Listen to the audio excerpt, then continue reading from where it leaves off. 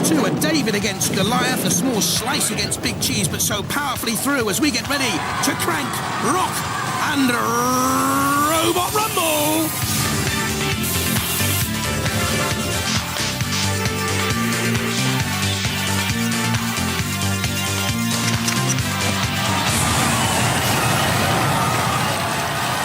Ladies and gentlemen, please welcome the man who thought a Kalashnikov was a form of bronchitis, Craig Charles. Now, when you think of love, you think candlelit dinners, skipping through poppy fields, where's all my money gone? But love is important in life. Without love, all those people who make those huge hippos with "I want to wallow in you" written on them would be out of a job. But fortunately for us, where there's love, there's also hate. And love has no place in our arena. A gentle kiss on the cheek won't get you through to our series semi-finals. A Glasgow kiss on the nose just might. Philippa's in the pits with our contenders. Philippa. Welcome back to the pits. We have a whole host of strange and curiously named robots here and men with mobiles going off. Ming the Merciless, your mobile is making a noise. I've just turned it off. Sorry. This is the Ming the Merciless team. Excuse me. Hello. That's their Ming the Merciless robot. It's absolutely fantastic. Over here, the Grave Digger team. It's too busy to give digging graves, should be putting people in graves. We get 30 grand Mortis are now up to. This is how much Mortis costs for this war. You'll remember it from previous wars, but now it costs 30 grand, an estimation of 200% more complicated than it ever was. They'll be lucky if they manage to find the on-off button. We're Manic Mutant, now with its lid on, but is it all healthy underneath? It's fixed now, yes. It's It's fixed. LEDs telling us it's okay. Okay, because they were having traumas before, might not have even made it into the competition at all. T2, they think it looks really cool. I think it looks like Thomas the Tank Engine with a punk rocker haircut. I don't know. Tell us what you think, but I don't know. Hopefully it'll win. This is Sergeant Meikle, named lovingly after what? What did he teach? A tutor at college. What did he teach? He was an engineering lecturer. Right. Okay, so let's hope he taught you enough to make you slam the other robots into position. Hi, guys. Hi. The key to this robot, Vector, is the arm. Lifts, pokes, spears. Doesn't make the T, though, which would be the handy thing. And this is the Dark Destroyer, spelt with an E, with this very strange device on the front, and they swear to me this isn't for taking off at the last minute in moments of frustration and panic. They swear that this is a weapon. Well, this is how they line up, Philippa. Mortis locked tight against Sci-Fi Ming. Vector, hardly a tea maker, against T2. Promises to boil up and over that one. The Dark Destroyer with the rotor blades against Sergeant Meikle. Get your best foot forward, lads. And finally, Gravedigger against Manic Mutant.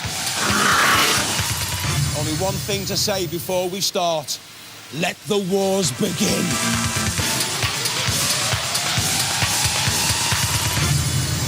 From Cambridge University, Mortis.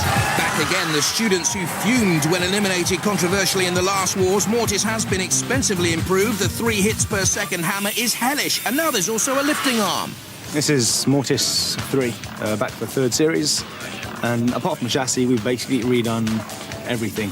It's got new batteries, it's got new electronics, it's got new motors, it's got filtered air supply, it's got a new weapon. The action's still the same, but it goes about twice as fast now. The lifter will lift Arthur quite comfortably. It's all titanium. New tracks with injection moulded pads on it. And yeah, that's about it really. From Bath, Ming. Heavy with its aluminium, steel and titanium makeup. It's got a 22-inch circular saw. Took 5 weeks to build in the family garage. Will Ming be gone in a flash or prove to be an emperor of robots? I'm Andrew, this is Tim, this is Alexander, and this is our robot Ming the Merciless. Its main weapon is this 23-inch circular saw blade, which rotates at 3,200 revs per minute. Its drive is, there's 2 500-watt motors, which give a fairly formidable drive, and it's got a secret weapon to fool the opposition. Alexander? Makes other robots think it's a little quaint, and while they're thinking about it, we attack them. What's all this? This is hands-free. 10 round. What's wrong with you?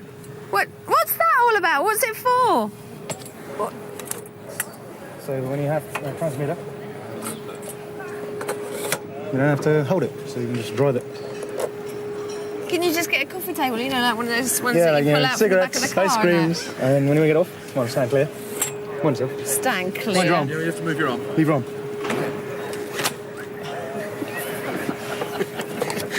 Is that over the top enough for you? You're taking the mickey just a little bit. No, out of the honestly. mortis team, No, aren't no. you? Now you've got the beard, you're all kitted out, Yep. you're raring to go. Ready to go. I reckon you can win it. We got a chance now, I reckon. Yeah. Even pegging now. Yeah. I mean, it's, you know, before I didn't think we had a chance, but that's it now. We're almost there. Good. I'm very pleased about that. Thank you very much. Good luck. Thank you very much. You need it. Roboteers, stand by. Mortis, confident, sure. Rob Knight, Gizmo King, playing with his joystick. And Ming, and young 9-year-old Alex Cottrell's sense of humour, the cat's whiskers. Activate. And watch for Mortis straight on the attack there, taking on Ming. We thought this would happen. There's the great hammer blow and the lifting arm as well. For the first time, sparks fly as it comes down on that large circular blade on the back of Ming. Mortis ready to come in on the attack and lifting Ming, and down, the blade's gone! The blade's flown, there it goes!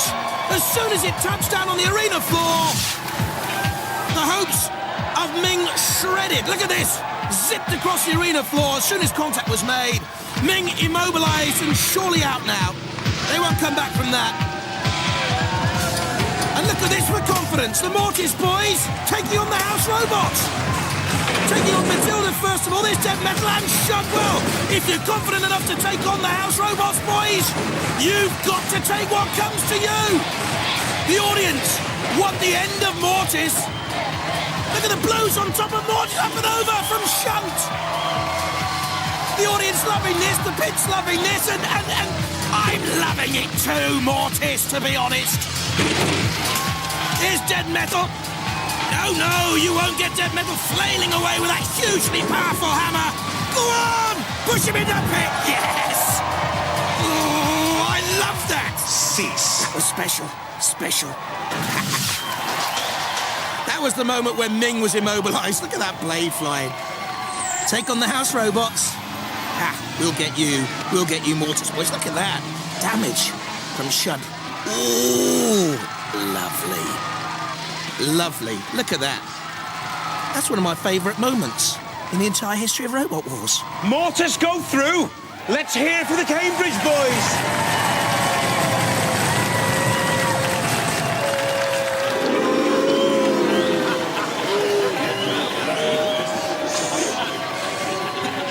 We lost signal, something interfered, and we just lost total control, and it stopped going. Yeah. Now, how did the beard perform?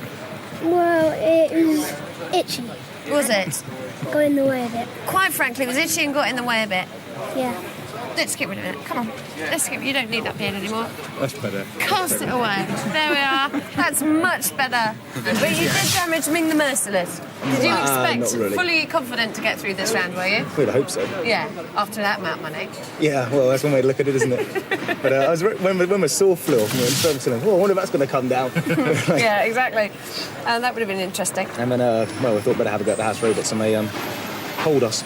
Have you found any weak spots in the House Robots? Well, you can get one by themselves, maybe, but when you get kind of, what was it, 4 of them? 4 of them at the same time. All 4 just go for us at once now. We kind of wave a big flag. It says, right, come on, men. One at a time, we're all together, and they always go for the all-together option. Yeah, well, they do. Of course they do. They don't.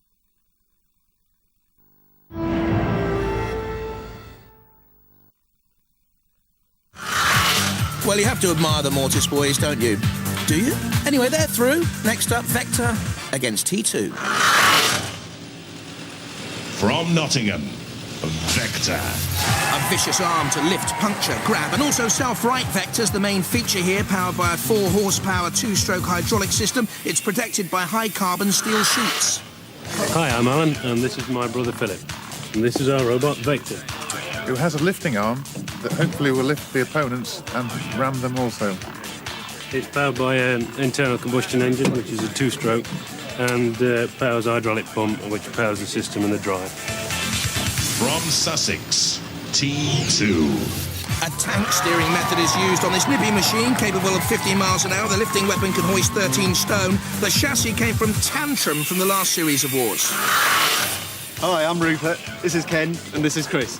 This is T2. It's loosely based on Tantrum, our original robot. It's got one or two modifications, one of which is the ram at the front, which is capable of lifting approximately 300 pounds. The electronics inside are basically the same as they were before, one or two modifications, and we've got a hairdo. Roboteers, stand by. Vector with Alan Wilson, Philip Wilson, the brothers, and T2. 3, 2. Good job the robot's got hair. 1. They haven't. Activate. But the less than her shoot T2 team, look, immediately on the attack against Vector. And there's something wrong here with Vector right from the start. They're not moving at all smoothly. You can see the yellow lifting arm. Lifts, shreds, pokes, cuts hair, drives a car, works a computer. Does just about everything, that arm, except move. What's the matter with Vector here? Come on, boys. T2 doing all the work. Looks like a weird demonic drag racer. T2 on the attack. Slowly, though. What is the matter with Vector? You can see the exhaust. The engines are obviously working, but maybe not the brains of the drivers. Alan and Philip Wilson, come on, get Vector moving, because there's Matilda, look. And at the moment, T2's trying to shove Vector into the corner patrol zone, and T2 very nearly in the pit. Oh, goodness me, what are they doing? Rolled over, gone belly up, and they've driven themselves into oblivion, T2. Oh dear, look at this. Oh, look at that, T2 flushed down the loo. And I wonder if they go through, because were Vector immobilised before T2 went down? I honestly don't know. They're in the pit. Now there's Vector getting some battle scars from the house robots. Well, it needs some scars. Oh, that's a scar, isn't it? So let's be honest, Vector didn't do anything. And I think that's key. You see, I think Vector was immobilised right from the start. Therefore, T2 should go through. Only in my opinion, it's gone to the judges, because T2 did all the work before driving itself stupidly into the pit. Cease. We'll go to the judges, but for me it's T2, even though it's in the pit.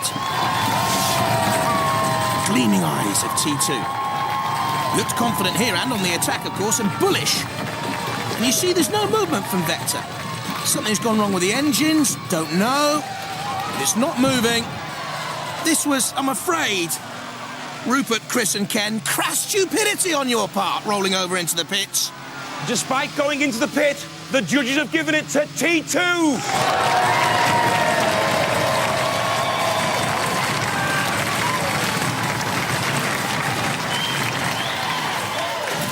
It's around, doesn't it? It's around beautifully. And then you're in the pit, and I thought, oh, I can't believe it, they're out in the first round. But no. It's got a Fate headache is on your side, and so were the judges. It's the judges. It's the judges' decision, yeah, so that was good. Yeah. Excellent. Yeah, and it made sense, you know, because they were incapacitated 30 seconds before you even ended Yeah, I up should in have the took a pit. bit more time, don't you think? Get a bit more control. Whizzing around all over the place. Nerves raging. Over direction every time. T for 2, 2 for T, through an Esprit, and next up Dark Destroyer and Sergeant Meikle. From Hampshire, the Dark Destroyer. A blade powered by a mini starter motor provides the main punch, the steering provided by a car window motor, the main drive from a golf caddy, but with a turning circle of 5 feet, it's cumbersome. My name is Bob Dark, I'm the team captain. This is Chris Dark, my son, the driver, and Neil Dark, my brother. This is our robot called the Dark Destroyer. Its main weapon and only weapon is this large blade from a lawnmower. A blade that goes around at a considerable speed and hopefully cuts things apart. All the steering and the driving is done by the front wheel, which is driven from golf trolley wheels. From Coventry, Sergeant Meikle.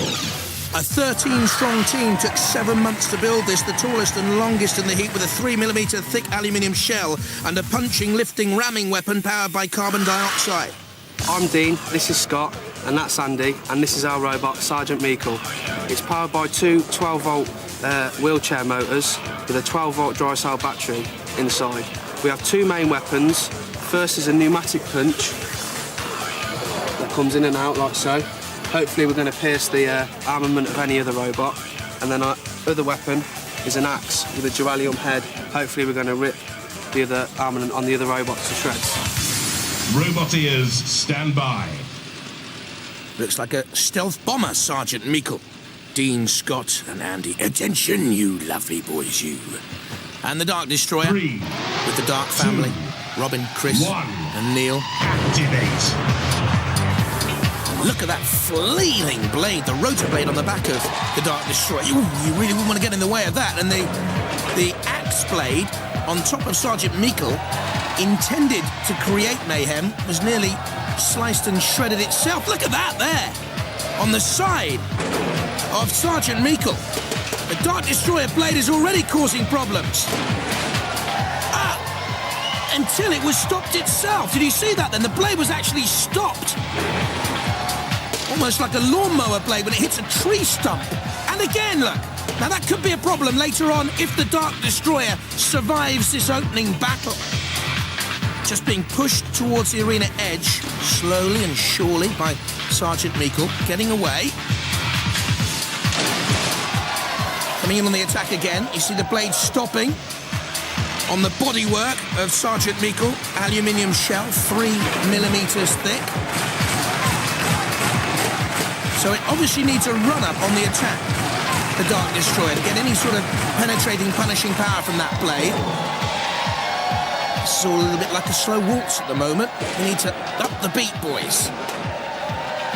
We need a little bit of a disco beat on that arena floor. 2 robots who look about as attractive as anything Matilda would pick up on the disco floor. In she comes. Meikle just trying to get some room to bring that axe blade down. Doesn't look greatly punishing, does it, the blade? Looks like a feather, really, on the end of an ostrich leg. And it's all a little bit tentative, tight and tense. Oh, look at that! Was the blade on the Dark Destroyer folded there? Yes, it has been folded. You can see, compressed together, damage sustained by the Dark Destroyer. And that'll count against it because it's gone to the judges now. Well, let's have a look at it again. You can see the axe blade on Sergeant Meikle. There, the Dark Destroyer's rotor showing 4 points to the cross, later to be compressed, but Meikle taking damage a little bit from Matilda. You can see gash marks on the side of Meikle as well. And for me, the Dark Destroyer just did enough. It goes to Dark Destroyer. They go through to round 2.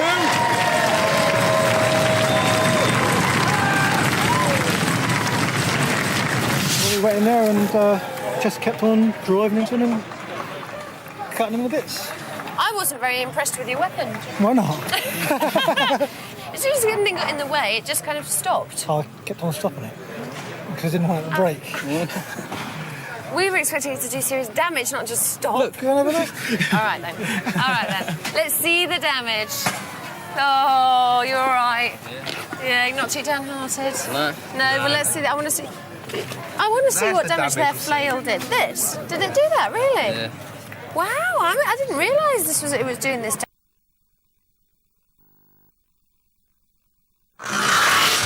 And that was key. That's why the Dark Destroyer goes through. Next up, Gravedigger and Manic Mutant.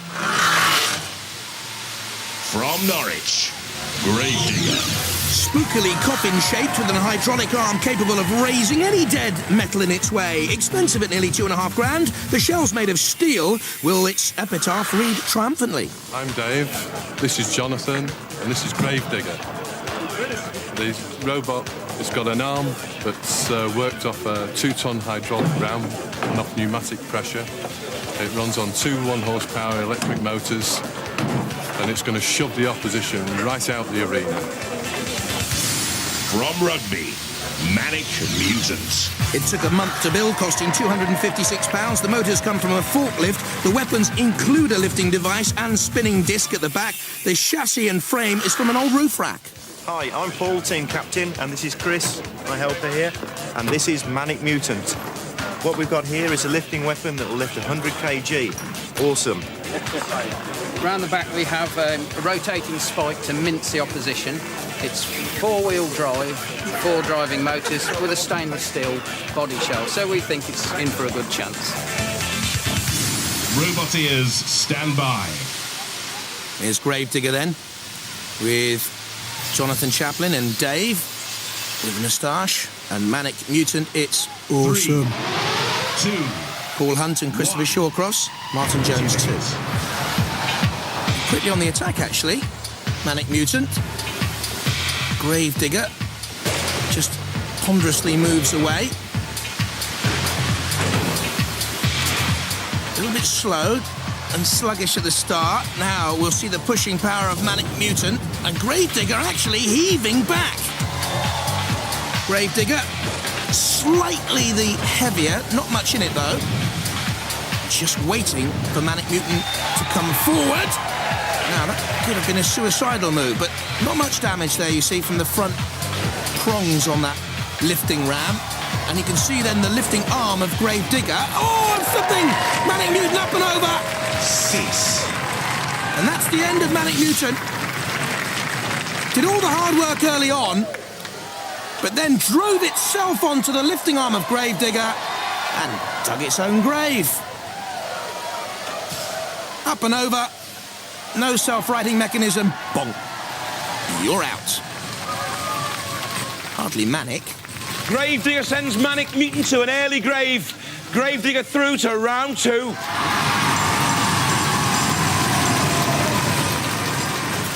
We got them. We did the job. We really did the job. Just try not to be too smug. No, not smug at all. No. That's what Jubilant. That's what we made it Jubilant winners. Yeah. Congratulations. Oh, thank you very much. All jubilant so far. Mortis and T2, Dark Destroyer and Gravedigger looking uncannily like Cassius, the Rex Garrod machine from the last wars. This is how they line up then for the round 2. Mortis against Gravedigger, Dark Destroyer against T2. Time to rebalance steering mechanisms. Time for us to knock down obstacles and build up hopes with the pinball. Now, as well as our main competition, we've been running some other battles just for the fun of it. One of which has been our Pinball Warrior Tournament. Let the trials begin.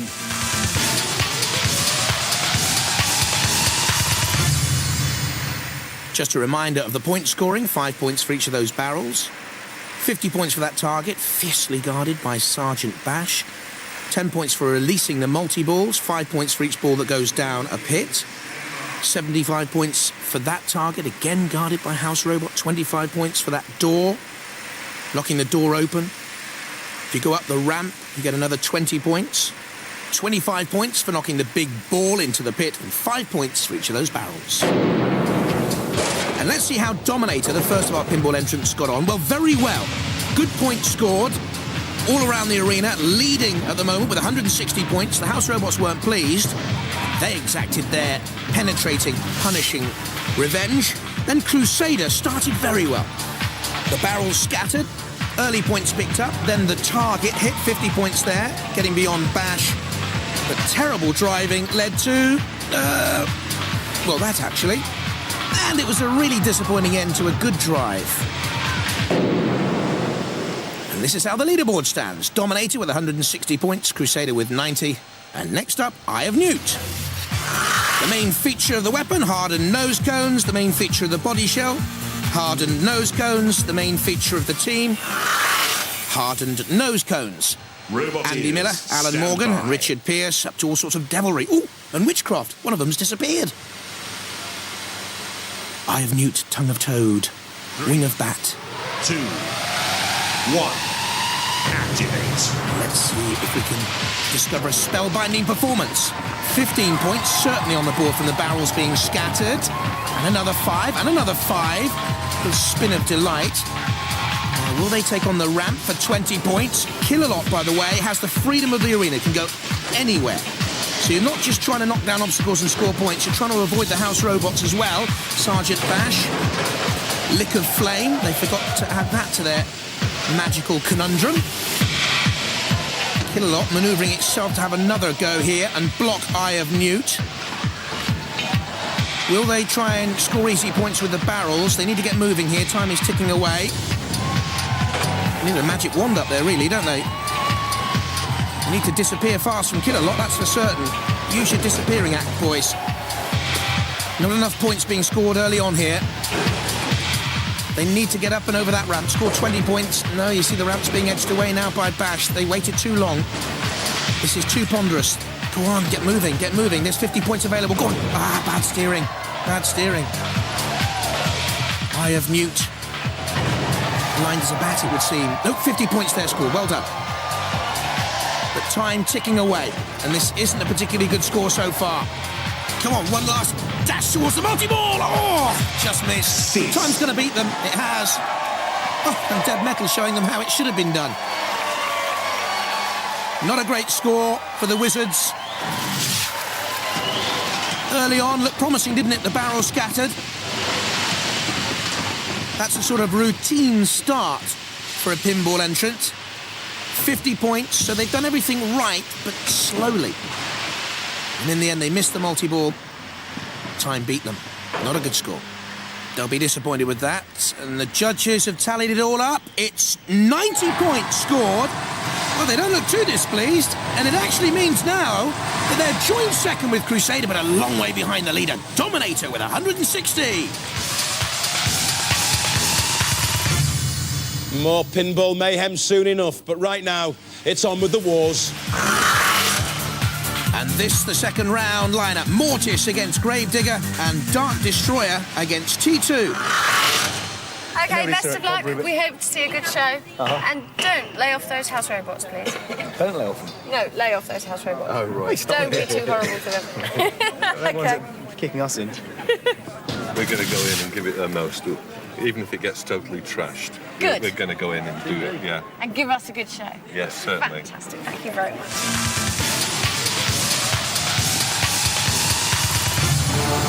Rising towards Bothala, Robot Heavens, Mortis and Gravedigger come to duel.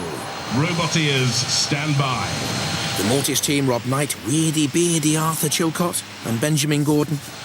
And Gravedigger with Dave Chaplin and son Jonathan. They're the favourites of the pits here, that's for certain. 3, the Mortis boys, 2, the team everyone loves to hate. Activate. Mortis, the quicker, the lighter, on the attack, the deadlier, with that pickaxe. You have to respect this team in the arena. Trying to inflict damage on Gravedigger, and also, push Gravedigger towards the CPZ, and the house robots, there's Shunt, and look at that damage sustained immediately by Gravedigger from Shunt. Now, in comparison, you see, light damage to Mortis, and the shell, but Mortis flipped over by Gravedigger, and they certainly love that. That really is a viable tactic. Shove your opponent towards the CPZ, the corner patrol zone, and that's when the house robots can come in, and mighty power here. First of all, it was Mortis pushing Gravedigger onto Shunt. Then, vice versa, turning Mortis up and over. Battle is sustained and renewed. Tactical now. Again, slicing through that shell of Gravedigger. Almost as if it was paper, but there's trouble here with the Mortis team. Their right tracker's gone, look. They've got major problems here, Mortis. Problems in manoeuvring. They've got the weaponry, yes, but the tracker's gone. They're spinning around, but it's Gravedigger now, certainly with the impetus to go on and win this. They can flip Mortis. Mortis has a stream that they can self-right themselves, but they're dangerously towards the pit, and Mortis are gone! Brilliant. Oh, magnificent sportsmanship from Arthur. His team's gone, and yet he's still smiling. This is the crucial moment. You see the tracker's gone, they're flipped up and over. Mortis, and then in the pit, and back in our pitch. That's what they felt. But it's not all over yet in the arena, and it looks to me as if Gravedigger's had a go at Matilda. Look at Matilda's shell. Her eyes are burning bright with luster and desire for revenge, and Shunt's coming in to help out a lady in distress. Some lady. Look at this. Ooh. You really wouldn't want to be the Gravedigger team now. Shunt again, ripping through that shell. There's the turn up for the books. Gravedigger go through. Come and talk to me, lads.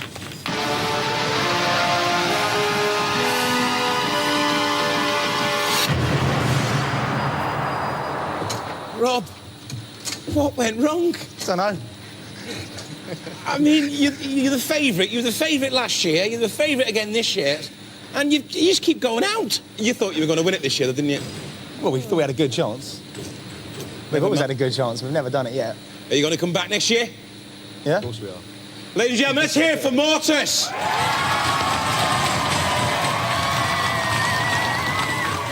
What can I say to the Gravedigger posse? You did it. Yeah, we came out here for a laugh, and if we managed to get through, then good luck. How did you feel going in against Mortis? Let's just say, We thought we were going to get totally trashed. Did you really? we thought we were just going to get absolutely obliterated. Well, you've beaten the best robot. Do you think you can go on and win this thing now? We can try. Well, we'll have to repair it first. Yeah, I think we've sustained a bit of damage there. Let's hear it for Gravedigger!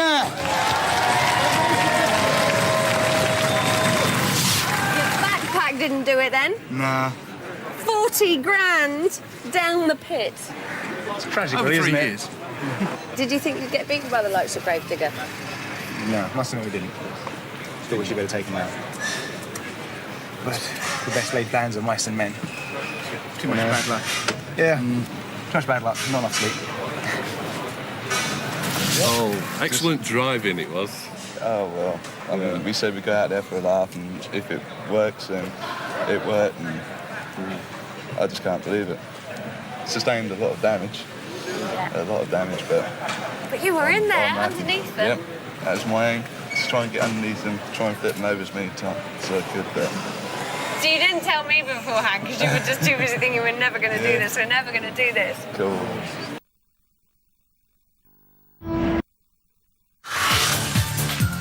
Nervous they may be, but they're through. Gravedigger, that's a surprise, isn't it? Dark Destroyer against T2. Our second round 2 clash. Have you done anything to this to make it any more powerful? No. Because the thing is, it keeps stopping. Stopping, yeah, I know, yeah.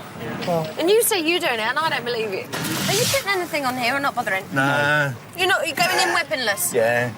No, seriously? That's not where the weapon goes anyway. Well, what goes there then? Nothing. Nothing. It's just a Well, why is that there then? Well, we ran out of metal. It was meant to be a bit higher. Oh. So we had to poke it out the top. Run out of metal and plastic. Well, quick, cut a hole in the top. Yeah, that's what we did. Yeah. We needed some chewing gum or something to put in there. Well, who knows what's going to happen in there with this lot. Expectancy rises, and with it, the teams the Dark Destroyer and T2. Roboteers, stand by. The Dark Destroyer, will the blade stop? Will it work? Robin, Chris and Neil Dark, and T2, Rupert and Chris Weeks and Ken Frost in the team. 2, 1, activate. A speedy start expected by T2. A little bit slower than we thought, actually. Oh, and look, the blade has been mended on the front of the Dark Destroyer from the earlier battle with Sergeant Meikle. Just denting, perhaps, the top of T2. Ooh, Dead Metal waits in the CPZ! Clever driving, pushing the Dark Destroyer into the grip of Dead Metal. And now look at the blade on the Dead Metal camera. Cutting to the heart of the Dark Destroyer. The eyes look menacing. T2's eyes gleam ferociously. The flame licks at the back of the Dark Destroyer. No damage really, though. Side by side, they duel. Now the blades can't cause damage there. As long as T2 stays to the side of the Dark Destroyer, it'll be out of harm's reach. Oh, Dark Destroyer just away from the house robot there in the corner. They've got to stay away from that blade, T2. But how can they cause damage? Yes, it is agile, speedy, but lacks a little bit of cutting edge. T2! And now, just away from the pincer-like grip of Dead Metal. It's very cautious. A conservative battle, this. T2. Perhaps just trying to edge the Dark Destroyer towards a pit or a house robot, getting in underneath now. This is where they could cause damage. If they can turn the Dark Destroyer, they're now up on top of the Dark Destroyer and in danger of being flipped themselves. So just off the back of the Dark Destroyer they come. Away from the flame. Meanwhile, the Dark Destroyer, there's young Neil at the controls. trying to get in on the attack themselves. Once more, the blade pushed away by T2, and the blade stops. And now the T2 team can attack themselves. Very close, this one, for the judges. Very, very close. Get out of there, Matilda. Really, so difficult to pick this one. T2 driving the Dark Destroyer onto the arena wall. And just when they might have been flipped, ducking away from danger. Burning the Dark Destroyer, sustaining some damage. There, the blade trying to create damage. T2 just away from dead metal. Poor driving to get themselves in there in the first place. Damage style, control and aggression, the factors the judges are looking for. T2 doing the work. Well, we have a decision from our judges. It's a split decision, 2-1. There's a bit of controversy here. They've gone for the Dark Destroyer.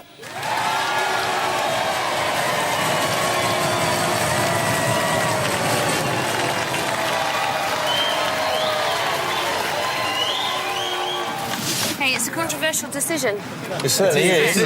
It was close, though. It was close. I mean, it came through on aggression. I've done a little bit of research. Oh, right. And it came through mainly on aggression, on the fact that their weapon was much more aggressive. Oh, right. And we did talk, didn't we, before you went in, about you not really having any weapons. Well, yeah. And sadly, that's what it came If we put a to. little whip on the back, then, do you think? Well, if you'd that might have swung had, it. Yeah, that might have swung it. You'd had maybe more active weaponry Oh, that right. would have swung it at the end of the day when it was such an even match. And they kind of inflicted quite a bit of damage on the front But the here. red eyes were scary, weren't they? I thought so. Yeah, I thought so Right, too. yeah. Absolutely. Hey, fair fight, Oh, wasn't yeah, it's it? very even. Yeah. But did you see the damage on there? Yes, I did. Yeah, you are. And I pointed it out. My slow Now, blade. don't start. You tell him, Philippa. T2 had the scary eyes. That's just the team members, though. They're out. The Dark Destroyer through to meet Gravedigger in the heat final. It's all been quite peaceful so far, but now's the third and final round. Let's kick some bottom.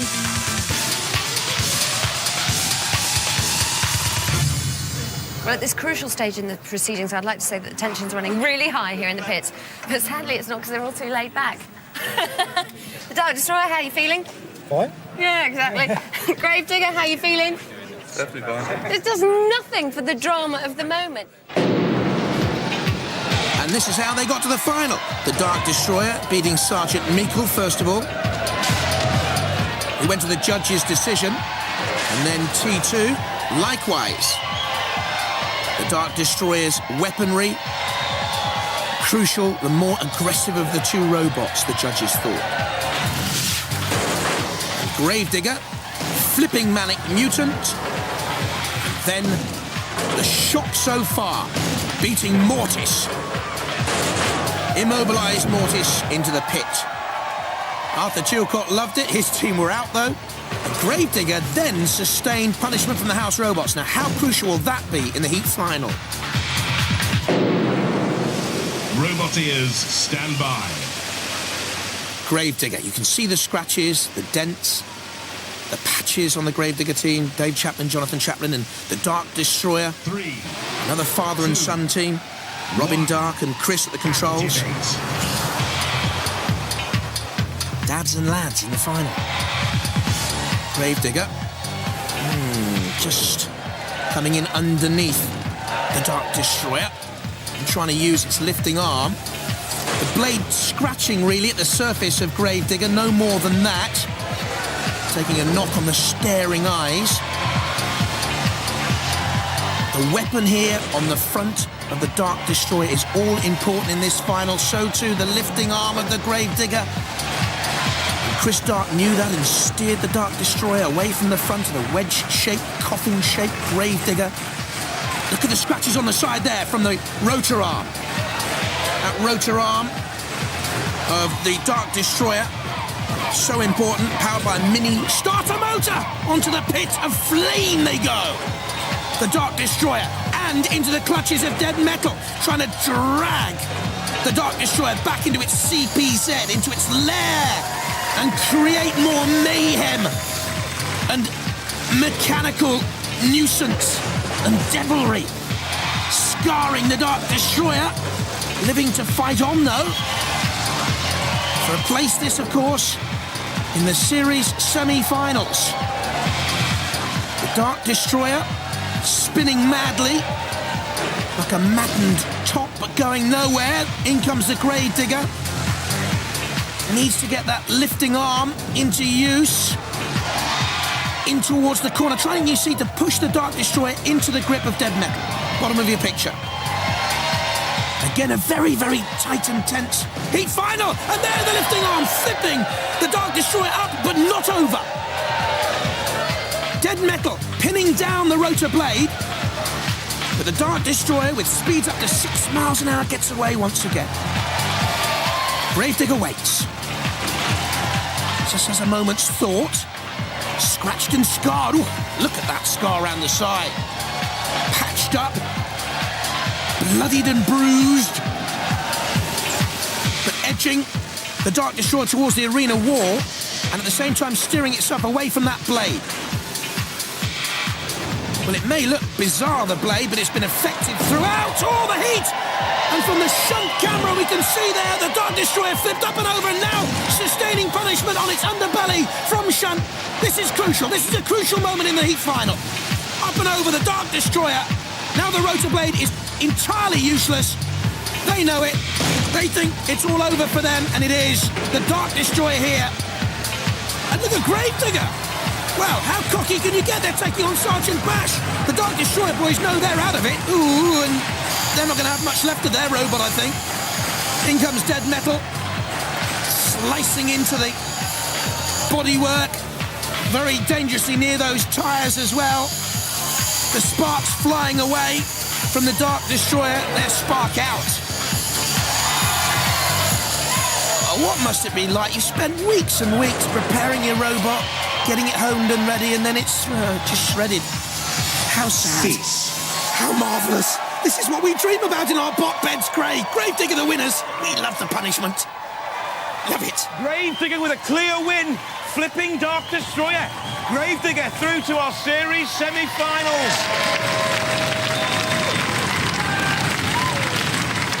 They say it never rains, but it always pours. But we reign supreme on Robot Wars. Bye-bye.